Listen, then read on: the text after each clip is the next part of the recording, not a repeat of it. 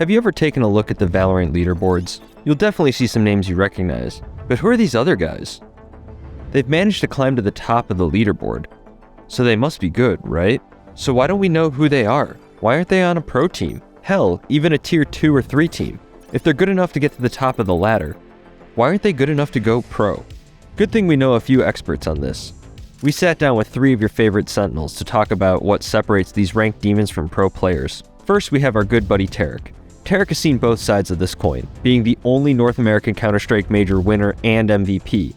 But since then, Tarik has been streaming ranked games and trying to climb to the top of the leaderboard in Valorant. We also have our head coach Kaplan, who has experience as a pro player, IGL, and now coach. Lastly, we have everyone's favorite player, Tenz. Aside from being one of the best professional Valorant players in the world, Tenz was also the first person to get to the top of the leaderboard, achieving the rank of Valorant back in the beta. So let's get the easy question out of the way. What separates a ranked demon from a pro player? So, in my opinion, the biggest thing between a ranked demon or someone who performs really well in ranked compared to a top pro or even just any pro is the fact that they have experience playing in a completely different environment. A lot of ranked people can't really, or they don't actually have experience playing in like a team environment, so they know how to set themselves up really well, or they play like a very specific role, or they're like a one trick. It's like a very niche play style, so that's why it could be very effective in ranked when like obviously it's really hard to like shut down certain people or play styles just because a lot of people don't use their util right in ranked. So that's probably a big reason why a lot of people can like excel in ranked. I think if you are really good in ranks, that shows your potential and could lead into something much bigger. But the reality of the situation is that the two environments are completely different. So obviously pro players have a lot to worry about. They need to be really engaged for many, many scrim hours per week. And at that point, you not only have less time to play ranked, but ranked becomes a different activity to you. So you can use ranked to work on specific things. You can use it to wind down. And also ranked is a very different experience from pro scrims and pro matches. So it can be a frustrating experience to go from regularly playing those to ranked. They're very different games. I think that if you do perform really well in solo queue, then it does show that you have the potential to play for a pro team. But the best way for you to actually showcase that will be through playing on an actual team. And it doesn't have to start at a pro level. It probably won't actually.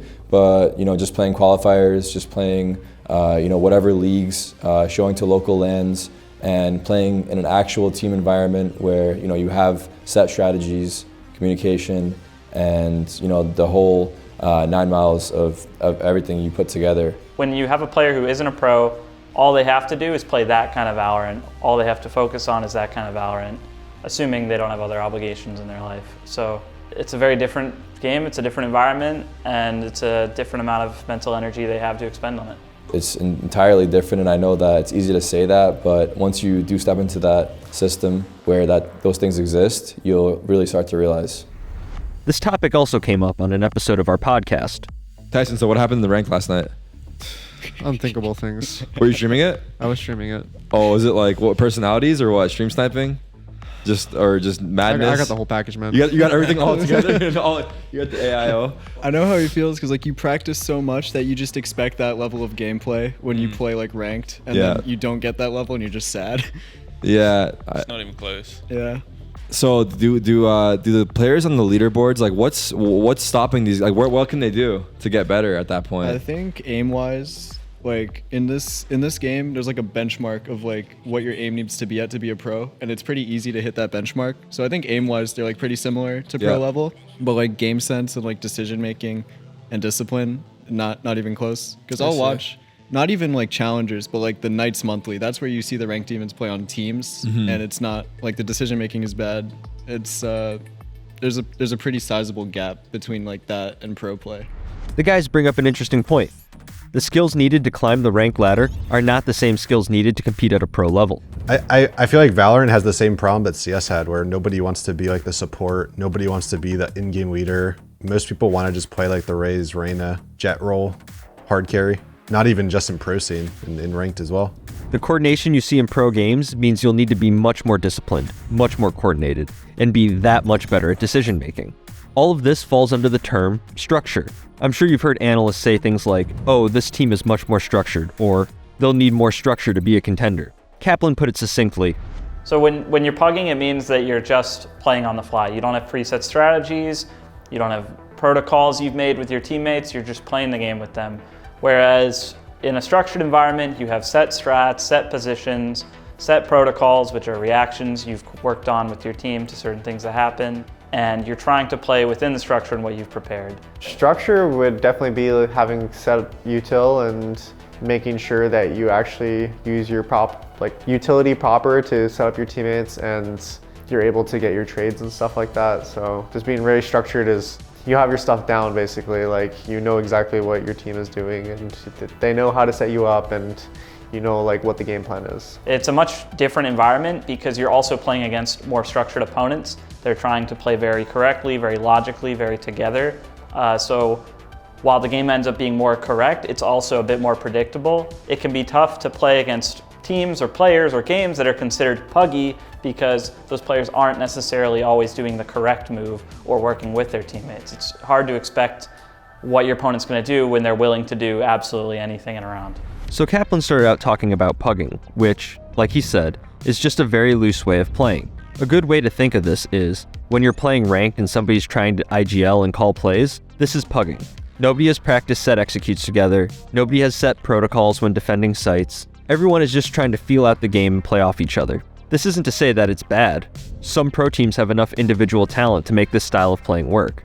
I mean, one could argue that Sentinels have a puggy style with all the roster changes and lack of prep time we've had. But pugging is very inconsistent, and structured play is the safer way to secure wins in the long run, which is why pro teams rely so heavily on structure.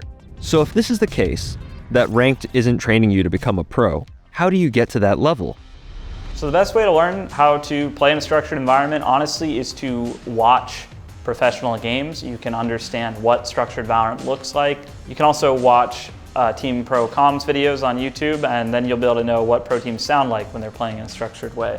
Beyond that, you can watch parties from IGLs and coaches who understand the game well, and obviously you can put a team together. There's a lot of scrim discords out there and scrim websites where you can find scrims and you can practice playing structured with teammates. And of course, the best way now is Premier, where you can, try to play in a structured way with the same players multiple times a week and really get a taste for what more structured Valorant is like. I would definitely think that, especially with Premier coming out, that setting or joining a Premier team and learning how to communicate properly and how to just bounce off each other, because ideally when you're playing Valorant, it's like ping pong, right? You pass the ball back and forth. So that's kind of how it should be feeling, you're constantly feeding info, you're constantly feeding ideas, you're constantly executing those ideas. I think that's probably a really good way to practice your structured play. Well, you heard it from Tenz, guys. If you want to make the leap to real competition after you've climbed rank, find some community discords, sign up for Premier Mode, play in some community tournaments, and learn what really separates the ranked demons from the pro players.